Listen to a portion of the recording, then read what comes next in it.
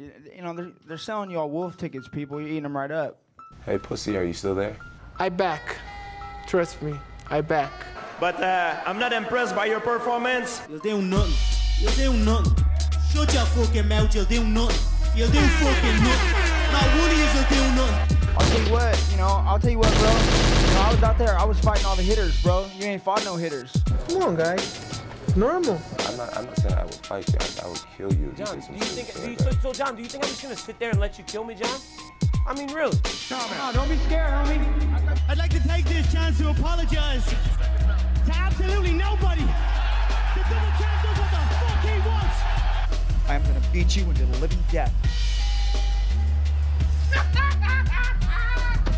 I mean, maybe that's your job, but where I come from, you know, people like that get slapped. That's fucking illegal. Nick Diaz, you just shook up the world. How's that feel? Hey, I'm not surprised, motherfuckers. Yeah, this is a simulated death match. And you haven't simulated anybody's death yet. I said it last year. We're not here just to take part. We're here to take over. What is the game plan going in against him? The game plan is you go in there, hit him with some good shit, don't get hit, and come home with a pocket full of cash. Who the fuck is that guy? Everybody's on steroids. The whole UFC, everybody. I'm gonna go home tonight. I'm gonna drink a Coors Light. That's a Coors Light because Bud Light won't pay me nothing. Do you want to be a fighter? That is my question. Any of you radio personalities think you want smoke? Call me Mr. Chimney. I want smoke. Yes. What is up? What is up, MCR family? Another daily edition of the show live on YouTube, obviously podcast form, iTunes, Spotify, iHeartRadio, etc. All that YouTube stuff. Hit the like button, share the show, subscribe. Patreon.com/Mixed Combat Radio. I'm Matt, the hipster hunter. Hipsters here, haters beware. Oh, God. And you know what? I'm going to be sending out a lot of shots today. There's a lot of fuck shit going on right now in the sport of boxing. And, like, look, we all listening to the show. Shout out to Rubisky, Bayside, Daniel Simpson, Jonathan Fitch, Boxing and Blunts. I think I said Daniel Simpson already. Who else? Smash or Potential Lunatic, Bayside, all the usuals. Call in 323-870-4051. Press 1 to get in the queue. Obviously, if you are international, email me, mixedcombatradio@gmail.com to get a free international permanent call-in link. All the information is below in the info and on the screen as well. Obviously, it's going to be the Errol Spence Mikey Garcia show. One, obviously that is massive news. Two, there really isn't that much out there, though there is some that obviously we're going to get to, but that is dominating the news cycle, and deservedly. It's a mega announcement in a lot of ways, for a lot of different angles that we're going to try to tackle. And I'll be honest, I'm going to try to keep all my points intact, or at least in order. I might be going over the place. I might be ranting. I do apologize. This is just on a lot of levels crazy. The fact that we as a boxing community, fighters, fans, media, promoters, managers, networks, etc., the entire community, we repeat history over and over again. Sometimes it's good history. Sometimes it's often not the greatest. This seems to be one of those matchups, Spence versus Mike Garcia, pay-per-view on Showtime. Seems to be one of those. And before I even really delve into that, shout out to Mike Coppinger. Me and Cameron Gillen _ our co-host, who's not here today, unfortunately.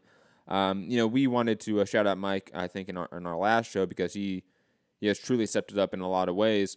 And I think, like breaking news. Like, he is continually breaking news. And he was the one that broke the Errol Spence Mikey Garcia closing in on a deal for February pay-per-view bout on Showtime pay-per-view.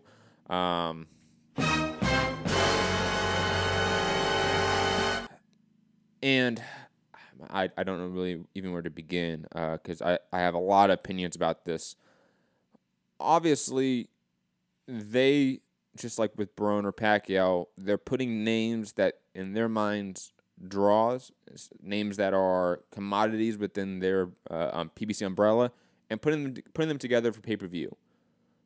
Obviously, that seems counterintuitive to the entire mantra of PBC that we've been hearing for the last few years.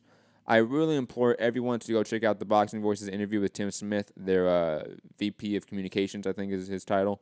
Good interview. I would have asked some other follow-ups, to be honest, but it was a good interview. I think Tim, to his credit, is pretty open with the media.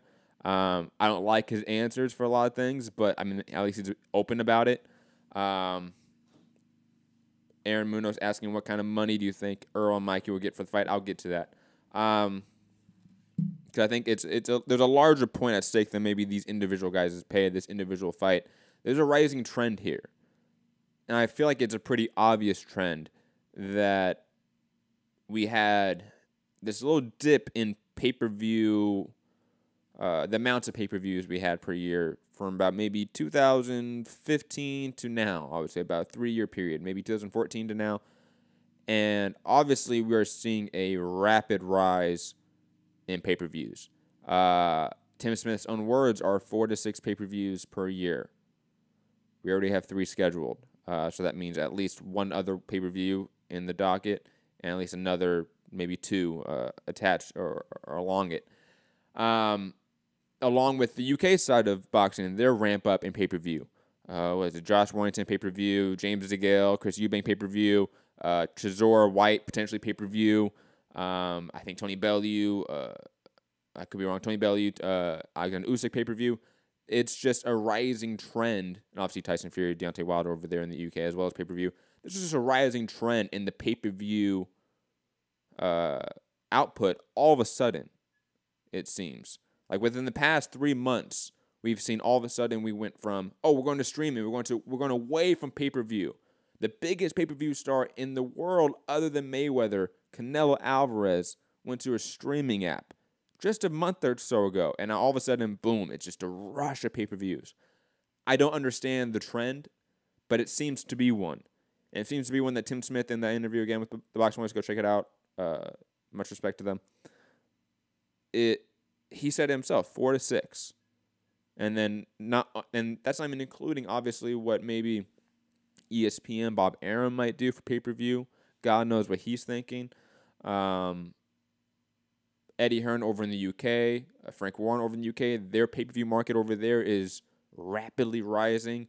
When in an age where also just overall in global economy, rapid inflation. And not only that, I want to touch on this, I'm sort of switching back to what Aaron asked about the pay and making a bigger point.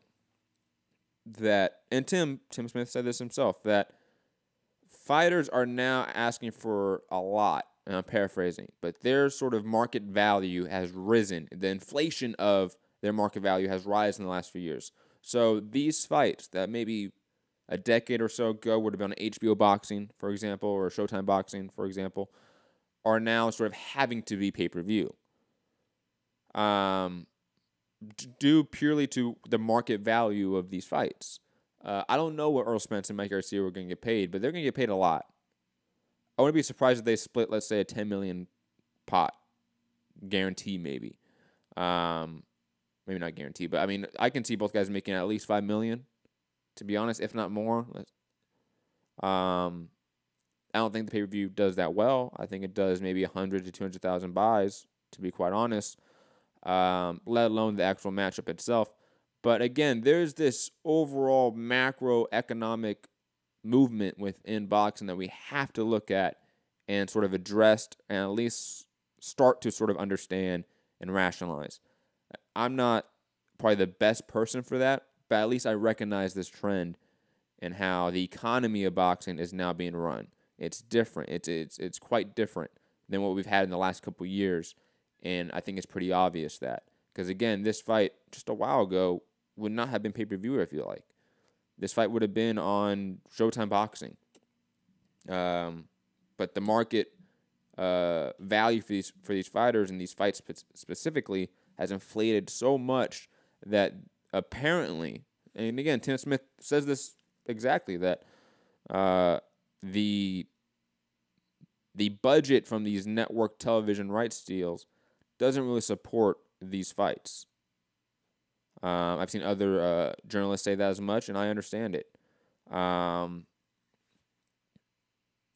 again, we are seeing in 3 months in a row, we're seeing Wilder, Tyson Fury on pay-per-view, Manny Pacquiao versus Adrian Broner on pay-per-view, and then the month after that, Errol Spence versus Mike Garcia pay-per-view. All within the same time frame that they now have this huge budget for Fox, this huge budget for Showtime, a actual deal with Fox. Boxing hasn't had that in a while with one of the major 4 networks, and yet we're seeing a movement back towards pay-per-view. Again, seems counterintuitive. I'm going to try to get Tim Smith on the podcast. I have his contact info. And I'm going to try to get him on to sort of answer some of these questions because, again, it doesn't make sense to me. You have this massive budget, and you're going to use it on the Charlo Willie Monroe style fights. That doesn't make sense to me. When you could be spending it on, again, a Errol Spence, Mike Garcia, a Pacquiao versus Broner on Fox. Imagine those fights on Fox. They do drastic numbers. They do. Let's not act like they don't do big numbers on Fox, but pay-per-view, the only fighter amongst that entire bunch that is proven to be pay-per-view quality, or at least a pay-per-view draw, is Manny Pacquiao. And he hasn't been pay-per-view in his last couple of fights. It's been on a streaming app and ESPN. So, recent bias for the market, for the consumer, doesn't really believe, I think, Manny Pacquiao is a pay-per-view draw. So, again, I think that's going to do decent numbers because, again, it's Pacquiao and Broner, the combination of the two, Pacquiao and price companies. I understand how that would do numbers. I understand how even Tyson Fury, obviously Deontay Wilder, would do decent numbers. So I understand, I can sort of understand why those fights are pay-per-view. I don't agree with it, but I understand the economics of it. They're going to probably make more money putting those fights on pay-per-view than on Fox. 100% understand. However, this fight, Errol Spence versus Mike Garcia, is not that. It clearly is not that. The only really metric we can point to for either guy being a draw and a pay-per-view draw is Errol Spence's NBC numbers, which he did right after the Olympics with Leonard Bundu. He did 6.3 million, 6.5 million. It was over 6 million viewers average. And again, obviously there's added context to why he got that number, but that's really the only number we can point to. His viewership on Showtime does not reflect Broner's or Wilder's, for example, where I can see why they're taking that leap into thinking they might be pay-per-view draws. Pay-per-views aren't good for the consumers. It's not. Especially this many back-to-back around Christmas time. It just makes zero sense. I feel like I've shitted on that aspect of it enough. Again, call in 323-870-4051. If you're defending this, I want smoke. I definitely want you to call in and hear your take on it. Even if you want to shit on it, come in and shit on it with me. It's fun. But this fight in particular, this actual matchup itself, away from the business side of it, Errol Spence versus Mike Garcia is a fight that I have not wanted for some time.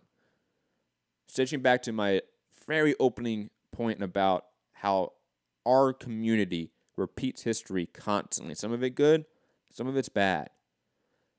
Us going back to the well of sticking two guys just with names against each other, regardless of the weight discrepancy, regardless of Mike Garcia being a natural lightweight and Errol Spence being a natural welterweight or a junior middleweight, we're going to put them together because they're relatively decent names.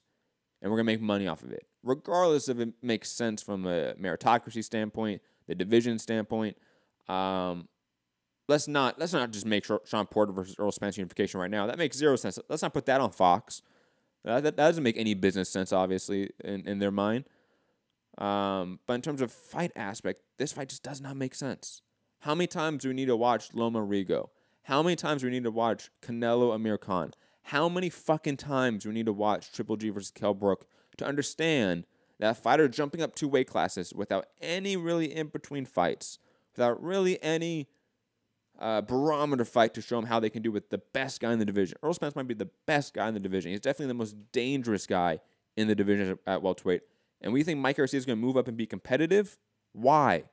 Why? Please point to, something in history that points to a fighter moving up 2 weight classes facing the very best guy, the most dangerous guy in the division, and winning? Please point to one. Point to one. You can point to a Roy Jones, John Ruiz, but that doesn't fucking count. Stop it. I've had too many fans reply to me with that fucking example on Twitter, and it makes me sick to my stomach. Because then you're comparing John Ruiz to Errol Spence, and stop. And again, even without the weight added to it, what does Mikey Garcia do better than Errol Spence? Name one thing he does better. I don't think he boxes better. I don't think he has better fundamentals. Or at least they're even. You know, like I don't think there's any real advantage Mikey has. Not on speed, not on athleticism, not on power. I don't think his boxing IQ is better. There was nothing that Mikey does better than Errol Spence. Added to the 2 weight class disadvantage. And we really think Mikey's going to be competitive in this fight? Really? It doesn't make sense to me. Gary, I see you. I'm going to bring Gary on. I see him in the chat, man. He's coming on defending Mikey, I see. This is going to be great. Gary in Dallas, OG listener, how are you doing, man? No, I'm not defending Mikey at all. But how's it going? I'm going good, man. I'm doing good. How are you, man? I'm doing good. I was just trying to come up with instances where the little guy jumped up and beat the big guy. The best I could do was Broner, and that was with Paulie Malignaggi, went from 35 to 47. But Paulie's not the best guy. Paulie wasn't the best guy at 147. No, he wasn't. But I'm just that's the only one I could think of in recent times. And then Spinks went from light heavyweight straight to heavyweight and beat Larry Holmes. And now we're going back 35 years, way before you were born.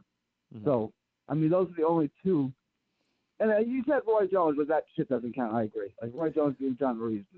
I saw Bayside bringing up Henry Armstrong, and I get it. You have some very few outliers. But it's like saying, we're going back very quickly, it's like saying boxers aren't elite past the 50 years old. Yeah, we have Bernard Hopkins to point to, but he's one out of what, thousands and thousands and thousands. Like let's not act like these 1 or 2 examples take away the thousands of examples we have. We just had Katie Taylor versus Cindy Serrano a week ago. Cindy Serrano moved up 2 weight classes. I thought that was going to be competitive. Everyone thought that was going to be competitive except for Leonard Sterling. And that fight was completely dominant.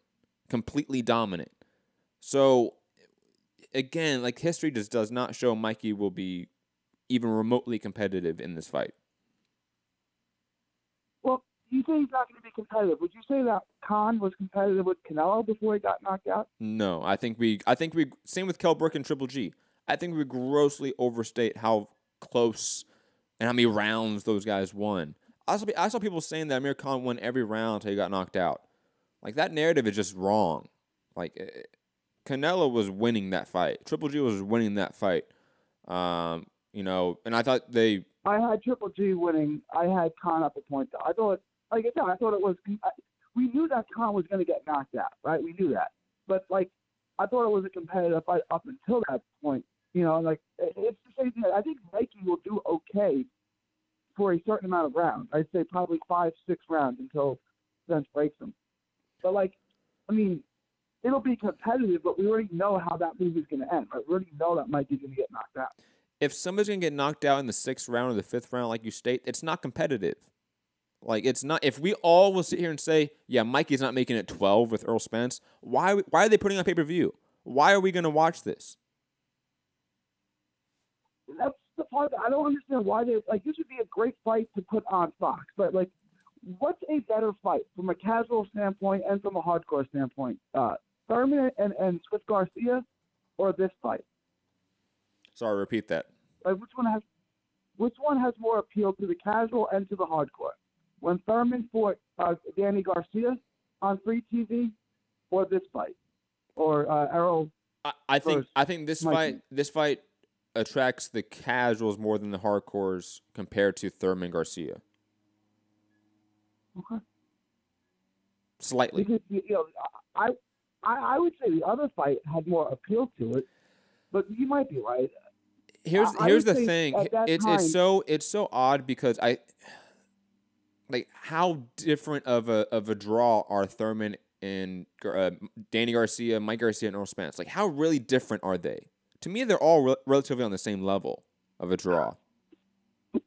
Danny's probably the biggest, and the other guys are probably all about the same. But what recent metrics do we have to point to that? His viewerships are significantly low. His attendance has been relatively low as well. Like Danny isn't drawing like he used to. Maybe he did back with Thurman, and I was at that fight. I remember like the Barclays Center was hyped for that. I remember it. We did TPV did a appreciation night for that event. It was big, but I think you put Errol Spence versus Mikey in Dallas, it's just different in terms of a draw, and especially if it was on Fox, you could really cater to everyone that's watching the NFL, and this fight's in February, so it's around the Super Bowl. It would have been perfect to put this fight on Fox, but nope, it's on pay-per-view. Is that what they're thinking of putting the fight in Dallas? Is that yes where they're at right now? Because that would make sense. They are planning to put it in Texas, at least per Mike Coppinger. That's not official yet. Mikey has fought, not just his last fight, we're looking at, he's fought all over Texas. He's fought in Corpus Christi against Rocky Martinez. He fought in the American Airlines Center back before he took that long break. Like, he sold in Texas a lot. So it makes sense to put it there. But, I mean, it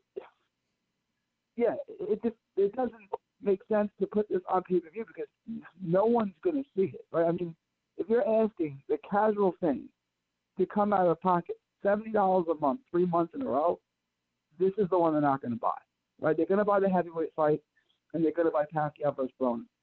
This is the one that they're going to say, nah, I'll catch the next one. I absolutely agree. Especially the casual fan. The people that would make this pay-per-view go from 100,000 buys to 300,000 buys, 400,000 buys, they're like you said, they're going to pick Pacquiao Broner. They're going to pick Wilder Fury because that's the first one too. And then we have Christmas in the middle of that. It just seems unlikely this does well, other than probably gate and attendance if they put it in Texas, obviously. It'll do a big gate, but like, it doesn't matter who you put Spence in Dallas. Like, Ocampo did a big gate, right? Ocampo sold out. So it's like, unless they're going to put it in AT&T Stadium, Jerry's World, they're not going to sell that out, right? Mm-hmm. I mean, how much? I don't know. I'm all for having it in Dallas because then I can go to it, right? Mm-hmm. But it just doesn't make putting this on pay-per-view is going to kill it because no one's going to watch it, right? I mean, it's just. It would be perfect for just like Porter and Garcia was perfect for regular TV because everyone gets to see a great fight. Like if you're trying to build Spence and he breaks down Mikey Garcia and gets a sensational knockout, the casual fan's gonna want to watch him next time, and then his next fight against Porter maybe or whoever, then you can put it on pay-per-view. But give the fans this one for free to build the star. It's just. It seems like it's a very short-term idea. Yeah, we can get 100. I don't even think you can get 150, honestly, right? Because Ward Kovalev did 150, right? It did like 165. That's a bigger fight than this, honestly. Like it is. I mean, I think you're looking at about 100,000 pay-per-view subs, which is not good. No. But it's good for Mikey and Spence because they'll get the payday, right? We're talking. I think they would get at least a guarantee of $3 million plus a cut of the pay-per-view, which would probably be their biggest person. Yeah, but like you said, it's so short term. You know, like when we sort of applaud PBC putting the Charlos front and center on the first Fox show, it would make sense to put Mikey, Spence, these sort of mainstays of PBC, the guys that are your future, put them all on Fox in that first quarter. Just like when PBC first started out, they put all of their marquee talent on like CBS, NBC, Fox, ESPN. Remember that? That was smart. It was. They're not doing that here. They're putting them on pay-per-view. When they have the money, when they have the dates available. Like, that's the thing that makes no sense to me. Right. quarter, and with Thurman and Garcia, they got like 4 million live views. If you put this fight, this Mikey Spence fight, on regular Fox, it would probably do about that much. Mm-hmm. Instead, you're going to put it on pay-per-view, and 100,000 people are going to watch it. Like, you just killed your audience. It's really short-term thinking. Gary, I want to get your take on this before I go to the next caller, or I get any other opinions about anything happening in boxing. I saw somebody on Twitter, I forget who said it, but they said that they would love just to switch the opponents. So you put Pacquiao versus Mikey Garcia and Spence versus Broner. And I admit, when I saw that, I really liked those matchups a lot more than the current ones we have. What do you think about that? Do you think they just mismatch these? Better too. I like both fights because Mikey, I would probably favor Mikey to beat Pacquiao, but it's kind of 50-50, right? Mm-hmm. And then people just like to watch Broner get beat up. And if there's anyone who can beat Broner up, it's Errol Spence. So it's a win-win, right? It's like both fights are better. I agree, especially with that last point about everyone liking Broner to get beat up. That is definitely true. Anything else, Gary, that you have in terms of thoughts on this? No, that's all I got, Matt. Thanks for the time, bro. Thank you, Gary. And I do have some other topics. So if you do want to sort of get another call in, press 1 to get out of the queue, or just hang up, or press 1 to get back in. We're gonna go to the 770 area code. Who is this? Where are you calling from? Sam again. What's up, Sam? Hey, John. What's up, Sam? Oh yeah, what's up, man? Yeah, man, I have a lot of things. Sorry, I haven't been able to watching the show for a while. Been busy with work at school, but anyway, man, just want to talk about what's been going on both on the sports side, both MMA and boxing. Okay. Definitely Wednesday though. It's crazy. It's been a crazy week of news. That's true. What do you want to start with first? First off, I want to talk about this trade. I think this trade my opinion about this trade is good and bad, but I think it's good for Demetrius because I feel like there's nothing left for him in the UFC. And, like, what's next? Because, like, he'll fight. I mean, I think ONE FC, they're paying him a lot of money. They're probably going to pay a lot of money because I feel like Eddie Alvarez left because they gave him a bunch of money. So, and as far as I can tell, I think this, like I said, this is going to help ONE FC. And I heard that you can watch the fight for free. Sam, are you there? Sam, you hear me? Sam, you're kind of dropping off. Hang up and call back in. I think it'll help. I'll go right to you. Don't worry about it. All right. Sorry, Sam. But yeah, definitely hang up, call back in. No issue there. I'm gonna wait till he comes back because there's definitely some counterpoints I should have to say.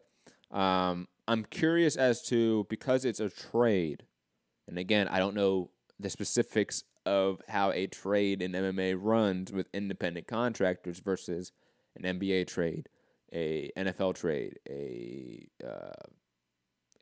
football trade in the British Premier League. I don't know the differences in the mechanics of the trade versus a MMA trade because it's never been done before. 678, I think, is Sam's other trap phone. Sam? Yeah. Yeah, what's up, man? Yeah, it's my backup number. It's my Google Voice number. Sorry. Can you hear me now? Yes. And you sound much better, too.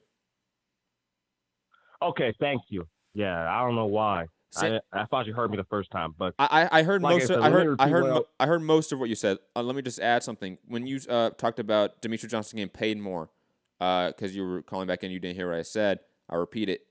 I don't know how the mechanics of an MMA trade works in terms of your pay. Do you carry over your pay from the UFC contract over to ONE FC or ONE Championship?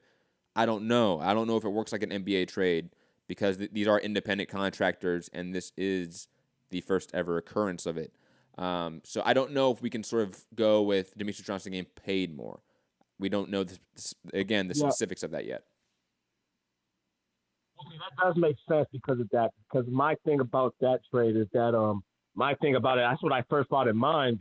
But then again, I forgot that independent contractors make sense. But the thing is, though, from I watched an interview for Ariana talking about Alvarez about determining the contract, and he said a few days ago, he said big things are going to happen, and I think this is one of them, and this is insane, and you do know that the ONE FC, the fights are free through their app. Mm-hmm. Yeah, they get tens of millions of views. You can also watch. You can also watch. Did you watch the one today? No, I did not watch the one today. But also, you can watch, if you're listening right now and you don't have the app, you can watch the undercards live on Twitter and I think YouTube as well. They have that, and those get tens of millions of views as well. But Sam, I want to sort of go back to your point about this being Demetrius Johnson having nothing left in the UFC. I highly disagree with that. I think Demetrius Johnson having a trilogy fight with Henry Cejudo, having that championship versus championship fight with TJ Dillashaw, those are legacy fights for him. There's nothing even remotely close to that in one. Yeah, well, I understand. I mean, I can see the trilogy fight. The trilogy fight makes sense because I'm a little bit surprised why he would not want to go pursue that. But I just feel like him fighting because when I was watching the second fight of him live against Henry Cejudo, I was thinking I don't think he'll be a good matchup against TJ because the big weight difference. Because maybe that was maybe that was coming out of his mind. Because maybe that's the reason why he at first didn't want to have that fight to fight TJ. I don't think it is, but maybe that is some reasoning by some people. All is that and plus you got to think about it. You haven't heard a lot from him. He was at I think during UFC 228 he was at a video game event, a fighting video game event, which was weird. Not really hyping up the UFC thing, and also his Twitter handle was changed. Mm-hmm.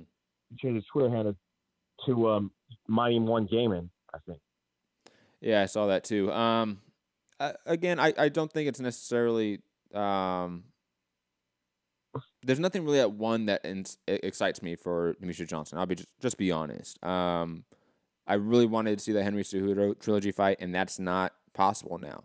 The TJ Dillashaw fight, which was talked about forever, is not possible now. I think those negatives outweigh any positives, at least from the consumer fan standpoint. For Demetrius, this might be good for him, like you said, like you sort of laid out. But as a consumer, as a fan of Demetrius Johnson, a guy that loves to watch the guy, I think that he's probably top 3 all time. This is upsetting. It's not fun.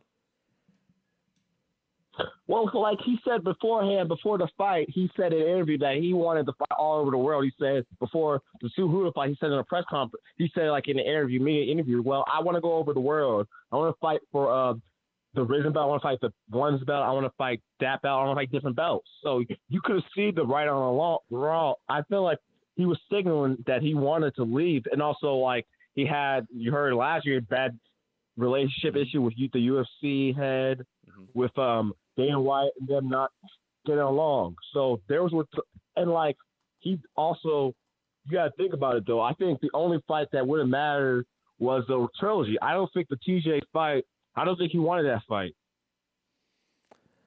I don't know about that. And again, like you make good points, but that has nothing to do with what I want. I get that Demetrius Johnson maybe doesn't want to be in the UFC, but I want him to be in the UFC. I want to see those fights. And of course, we all do. But like, I'm gonna still watch Mighty Mouse of because course. I'm interested. Now I'm interested in watching ONE FC because Eddie Alvarez and DJ. I mean, if I have to wake up in the morning to watch them, I will. Cause I'm a huge Mighty Mouse. Well, of course. Well, of course, Sam. I mean, like, it's not like I'm no longer a fan of him. Like when just for a casual sporting reference, I used to be a huge like NBA fan, like hardcore NBA fan. I'm a little more casual now. But when D'Angelo Russell for the Lakers got drafted, I was hyped. I was hyped as hell. When he got traded to the Nets for the Nets, I was just depressed. I was sad, but I still support him. I still, watch his games. Like it's just because it's not my team anymore doesn't mean I don't support him. Same with like when Swaggy P left. Like I still support those guys. Demetrius Johnson, he's left the best team, but I'm still going to support him. Yeah, same thing like for like you said about other sports, like for my Giants, like I heard about Snack, Damian Harrison for the Giants, he got traded to the Lions. I'm still before him. And Justin Tuck, when he left from the Giants to the Raiders. Yep. Yeah, that does make sense either way. I'll go for them. But I will also want to get – but let's also talk about the other side, Ben Askren, because I think he could be a good fit because he's been talking a lot of trash to a lot of the fighters on Twitter. Did you see that? Yeah, I have. I will admit, Ben Askren, I'm not interested really in any of the fights for him because I think he loses most of them. But his Twitter game is on point. God, he is one of the best on Twitter. Salute to him. Yeah, he made a video like hello, like an Adele parody and stuff. But like, I think he can fight good. I think he can be. I think the best fight for him to start off with would be like a Jorge Masvidal, because if you could beat him, that'd be great. I could put him there because I know he. And also, like I said, you were talking about the 130 to 125 division be gone. I think if you remove that, why don't you just add the 165? Because Ben Askren doesn't want to fight Woodley because they're both teammates. I think they both went to Missouri, and also that could be interesting because you can also have big fights potential, including him fighting Khabib. So, do you think what would you put him when he gets to UFC, a top 5 or top 3 in welterweight? Neither. Like, who has Ben Askren beat as of recent to make us think that he beats any of these top 10 guys? And I'm going to pull up the UFC's rankings right now very fast so we can look at the top 10. Because, like, other than, like, the Douglas Lima fight way back in the day on Bellator, back when Bellator did tournaments and the Bjorn Rebney days, like, a eon ago, like, he has not fought elite competition since then, and he's also now 30. They won't let him. They won't let him. He had to go to ONE FC to fight.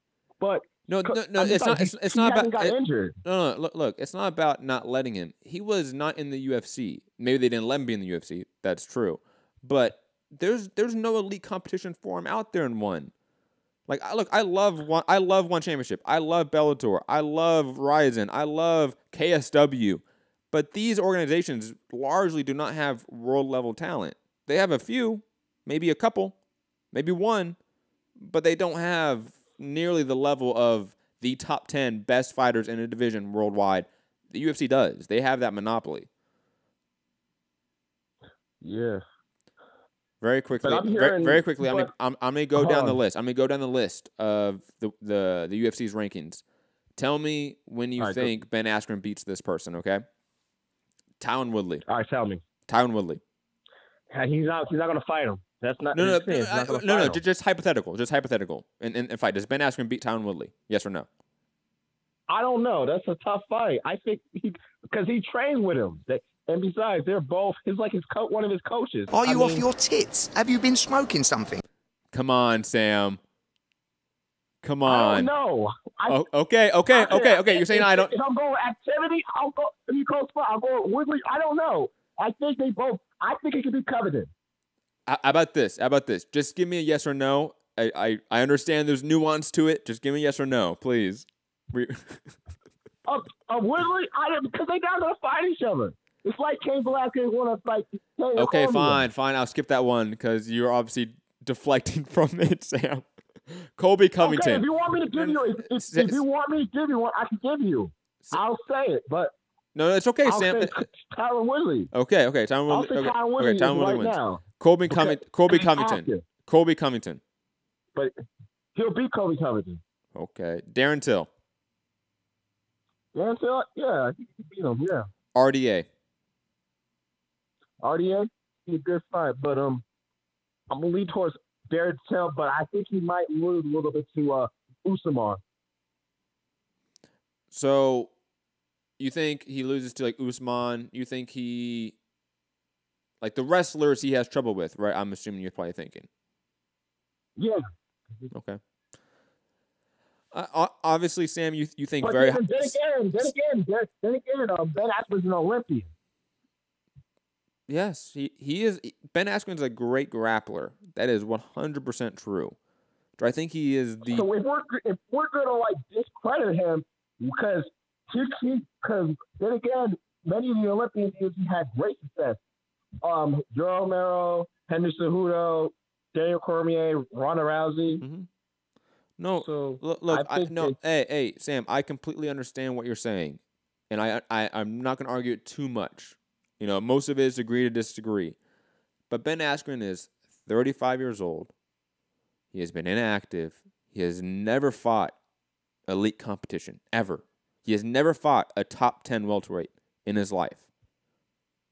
It is hard to think he's going to come in here and dominate the division. It's just unlikely. He thinks so. He's talking all that trash.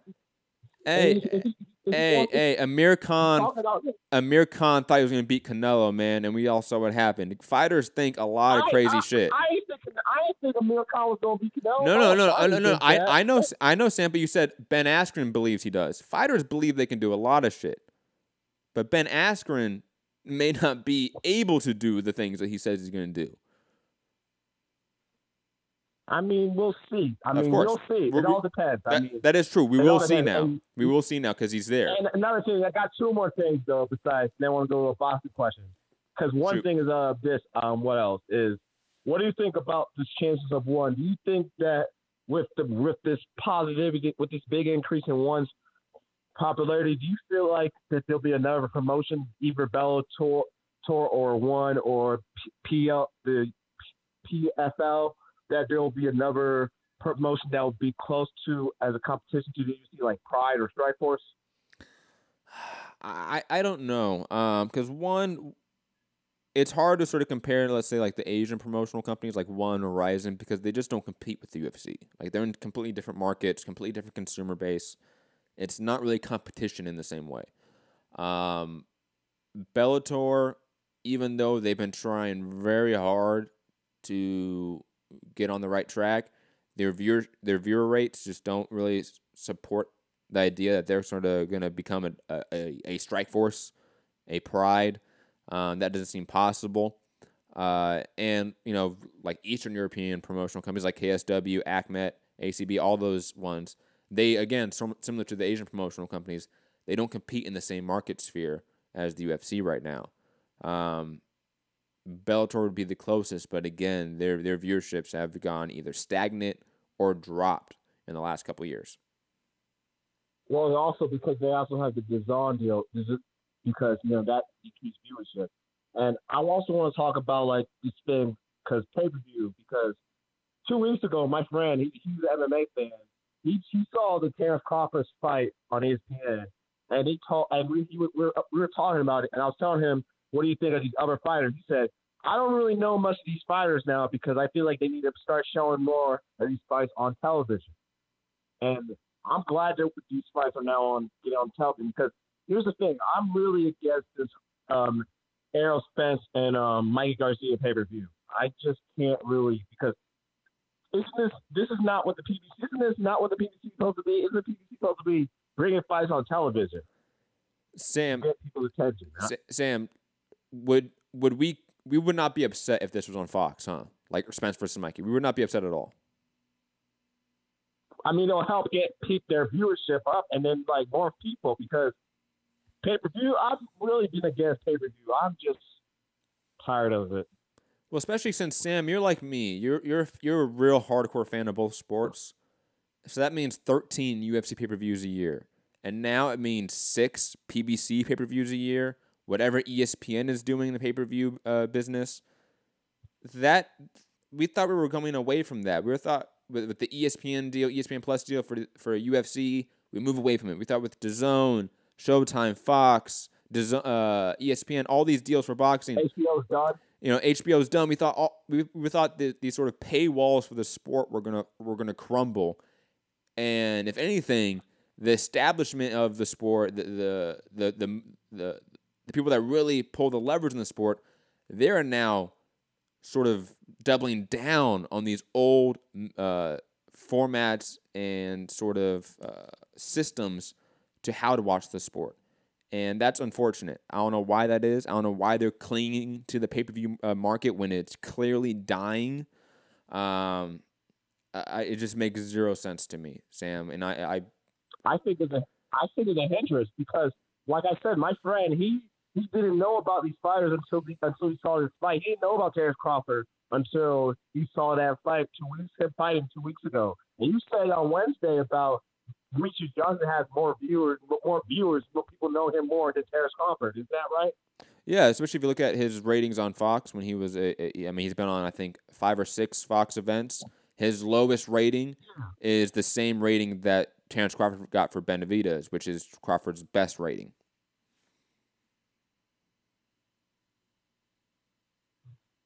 Sam? Because this just really frustrates me about this pay-per-view model because, like, if we have to pay all this money, you want us to fans, but then again, you guys are trying to get new people. I mean, if you guys want to save the sport, try to get more new people because, like I said, like, I think the ESPN deal is really good. I think the PBC, but if you guys are going to go against y'all vision, like the PBC, y'all want to start pay-per-views instead of, like, putting fights on BTV, then what's the point?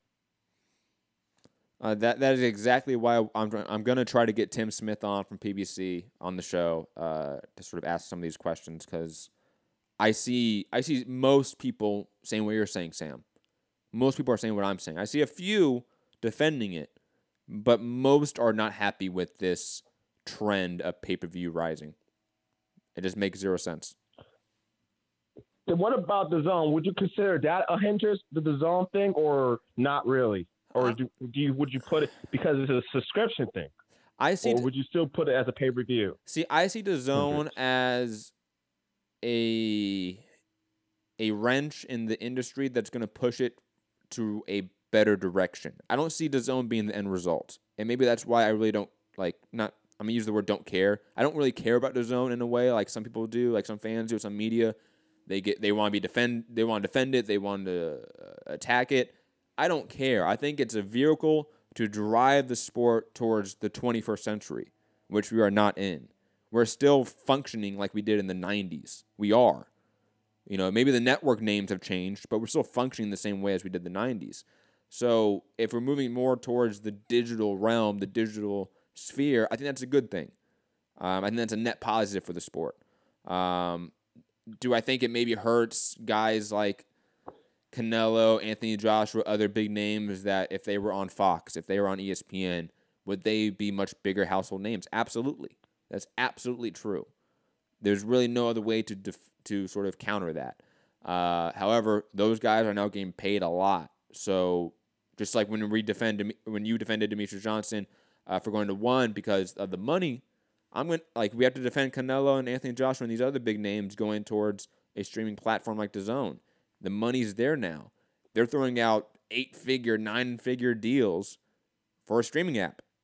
So for the fighters, it's good. For the fans, maybe not. I mean, I think they don't understand the point about. I think they understand the money, but they're not understanding that because they could get endorsement deals if they get better people watching them on the television.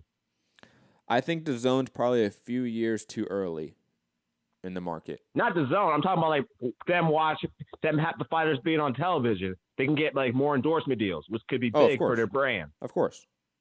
A fighter on Fox or a fighter on ESPN has more potential to get sponsors. Absolutely. Because what do you see on commercial? You see mostly UFC fighters on commercials, like the Metro PCS commercials and these tire things. You don't see that much boxers these days. That's true. And also, we have to remember, in terms of scope, the UFC roster, for example, is over 530 fighters, right? PBC, which obviously has the biggest and most elite stable in boxing, has only about 130. 1/5 the size of the UFC's roster. So that's why the UFC is a multi-billion-dollar company, and PBC is a multi-hundred-million-dollar company. Like the exponential difference in size and scope and just overall presence in the sporting culture, the UFC far outweighs any of these promotional companies in boxing. They just do now. Yeah, it does. I mean, but another thing is that trying to remember is that we're talking about this, how to fix the sport is like Dana White, heard about him trying to get Zuffa's boxing. He's saying he doesn't want to have, like I read this week about him, there's been updates about him. He doesn't want the commit. He doesn't want to work with boxing sanction bodies like the WBC, WBO, WBA. He still want to have the best, but he's just trying to like help clean up. I think he's trying to help clean up. And he said he's still not going to work with De La Hoya, Top Rank, and all them other. And Showtime. I mean, Dana White needs to shut up and just go away. Like, so you don't think he should get involved with the boxing? I think he could, but not successfully. Just like Golden Boy MMA. Like these. I don't think it's an MMA. I can't take it serious. but let's be honest. Like these companies are so geared towards one product. Like Golden Boy is geared towards boxing, especially Hispanic American boxers. UFC is geared towards MMA in the U.S. specifically. The idea of them circumventing every single established entity in boxing to create their own product, their own sort of marketplace, and then being successful on top of that, I don't see it being likely. I'm all for cleaning up the sport, but Dana White and Zuffa are not the people to clean up the sport. Okay, and then another session, because I was also watching this other interview. Vladimir Klitschko, he had an interview. He was talking to this YouTuber who does film reviews, and it's like Collider Live. He was asking him a question about how to clean up. His question about cleaning up sport, and Vladimir Klitschko said, have just one section of body, which is going to be impossible, literally impossible. Definitely send me a link to that if you can. I think cleaning up the sport is 100% possible. It's just a very long process, and it takes invested fighters, invested people within the sport to push it. Even like I think it would, even if every single media person, every single fan was shouting from the rooftops, going on Twitter, having campaigns about it, marching in the streets, all a couple 100,000 of us, it wouldn't do much.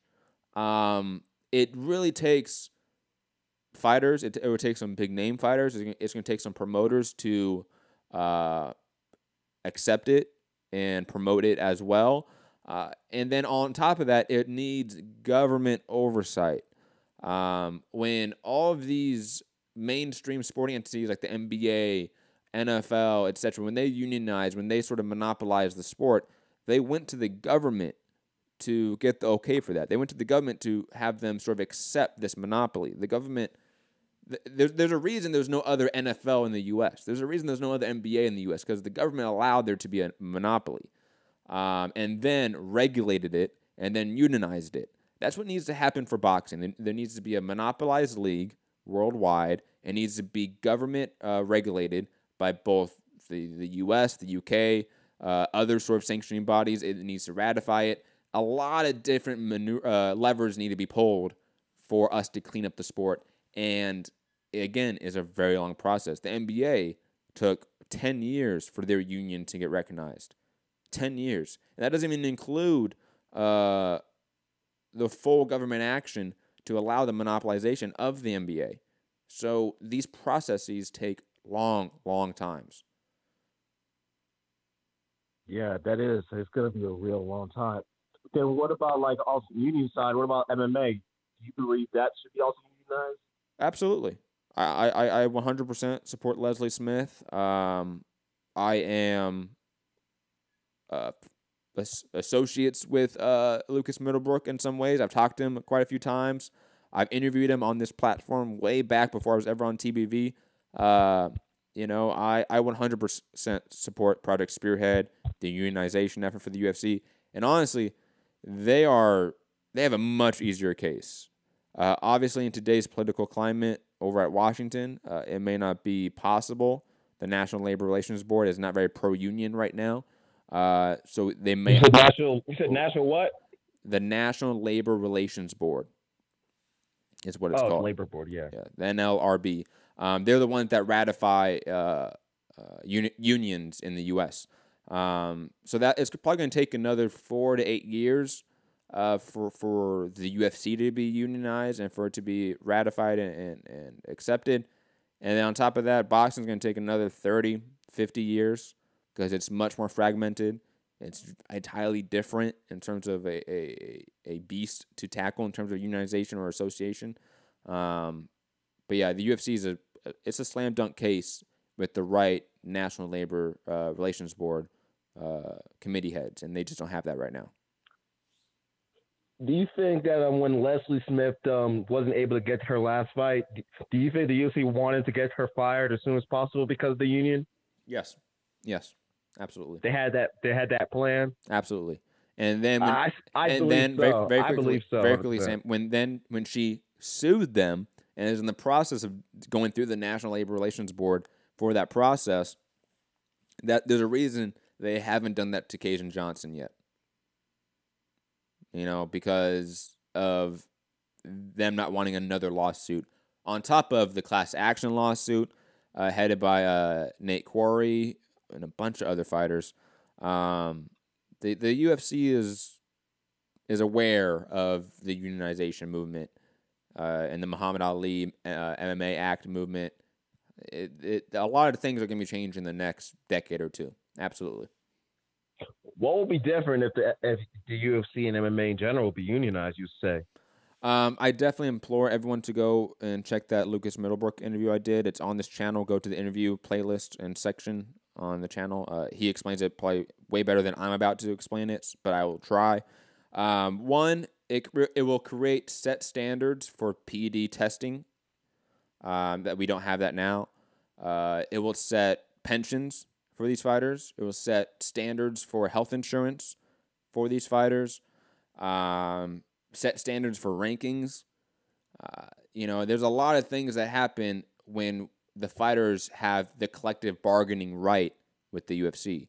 On top of them having a giant piece of the TV rights deal, which they do not have now, them having an actual cut of the Reebok deal, the UFC EA video game deal, they get their likeness rights back. There's a lot of things that happen that are positive for the fighters if they're unionized.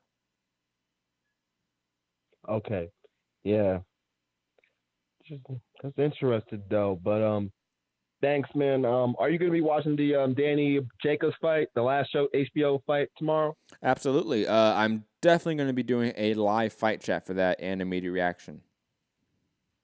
Okay, good. I might pop by the live chat tomorrow though. Been looking forward to that fight for some time though. Sad. It's really sad though, but hey, I think this is a positive step if this is gonna fix boxing. Yep. Take one. I agree. Big dominoes. Yep. Get rid of those paywalls. Thank you, Sam. Obviously a proud Patreon supporter. Always appreciate the call, Sam, and the interaction. Again, go to patreon.com/Mixed Combat Radio to help support the channel in any financial way. The YouTube channel is not monetized. I know our podcast is monetized. We do have ads on the podcast. But that can easily go away if our Patreon number is a certain level. So again, patreon.com/Mixed Combat Radio to help keep the channel completely independent. #free media. Let's get back to some news as we sort of wrap up the show. Some sort of last final topics to get to. Jaime Munguia, who is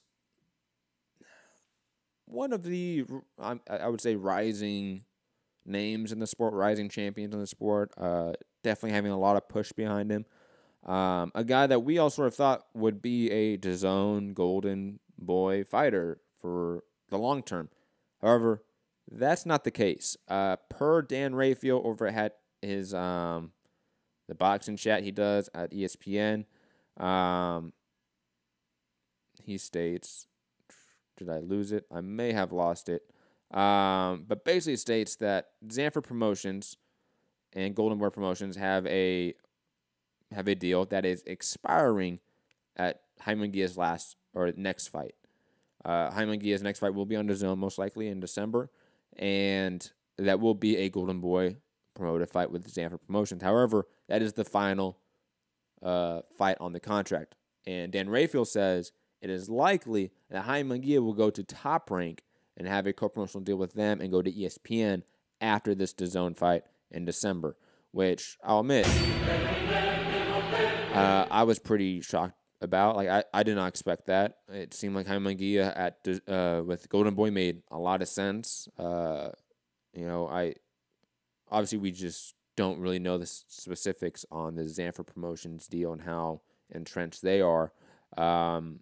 Maybe somebody can correct me on this. I believe Zanfer Promotions was the original promoter of Canelo as well, who was just in a lawsuit with him for sort of loss of revenue when he sort of got out of his deal and went to Golden Boy. It seems like Jaime Munguia may be sort of on the same path, unfortunately. Who knows? But Jaime Munguia going to ESPN, Top Rank, gonna be interesting. I don't know if that's the best move for him. I don't know. It's not a bad move. It's going to ESPN. It'd be better for him probably overall. And his sort of presence and brand. I just thought Golden Boy made more sense as a promoter than Top Rank. But again, could be wrong. Can't wait to see what's next for Jaime Munguia. Claressa Shields will defend her title against Hannah Rankin on DAZN November 17th in Mulvane, Kansas, since they moved the Atlantic City event. That is obviously just for them moving the event to Mulvane, Texas. However, I like the Rankin fight for Claressa Shields as a sort of stay busy fight with Christina Hammer being medically unfit to fight on this date. And by way of Kenneth Boyer of Sporting News Today, showing us the press release saying statement from Showtime Sports. The Women's Middleweight World Championship between Claressa Shields and Christina Hammer has been postponed after Hammer withdrew from the November 17th bout due to medical reasons. All parties involved have agreed to reschedule Shields versus Hammer on Showtime in 2019. In the meantime, Showtime has agreed to let Shields seek an optional title defense as Hammer pursues a return to the ring. So even though this fight is on DAZN, most likely her next fight will be on Showtime against Christina Hammer as originally scheduled and contracted to do. Hopefully that obviously does happen. And on top of that, just as a trend, I hope this one continues, where Showtime, DAZN, a little more accepting of fighter going back and forth. I think that's better. I think if we sort of allow fighters to go on loan to a network for a one-off or a two-off fight, it makes sense. Why not do that? In a mainstream sporting sense, soccer or football worldwide, they loan out their athletes to certain clubs for a period of time, and then they come back to a club. Why can't that happen? Here where you loan out, it'd be like a trade. I mean, we already have trades happening in MMA. I think there should be no contractual difference in boxing contracts to not allow, let's say, Showtime or PBC, whoever is Claressa Shields' promoter, or network, to go, hey, we trade Shields for whoever on DAZN in a little one-off, and then they go back to the network. I think that would make perfect sense. Trade Shields and get a Andrade to fight Jamal Charlo, something. Think outside the box here. If you're a network or promoter, just sort of make fights. Again, sort of stitching back as we wrap up the show to the Tim Smith interview by the Boxing Voice. Definitely go check that out. He said that his basic job is to, not basic job, but PBC's job, and again, I'm paraphrasing here, go check out the interview, is to create the best fights possible within their PBC banner. And obviously, in a very capitalistic sense, that makes sense. Like, Top Rank should look out for the bottom line. PBC should look out for the bottom line. All these promoters and sort of entities should look out for the bottom line, absolutely. But however, they just need to start seeing themselves as stewards to the sport. PBC, Top Rank, ESPN, Showtime, Fox, they should see themselves as stewards to this sport that is ingrained not only in the U.S. sporting culture, but sporting culture throughout the world. You know, that the act of that belief of we are stewards of this entity or this enterprise should be prevalent, and it doesn't seem prevalent. I don't think PBC is out here really thinking we're going to try better to the sport as a whole.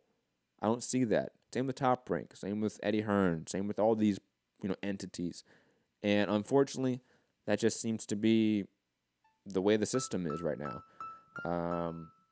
Sort of switching back to what Sam is talking about, what we were talking about fixing up the sport. Some things are hard. Sort of the idea of like unionization for the sport, while difficult, seems long, seems complex, you can sort of roadmap it, right?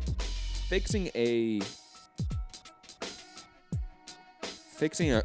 culture within a company, fixing a culture within a sport is much more difficult. There's not a roadmap to that.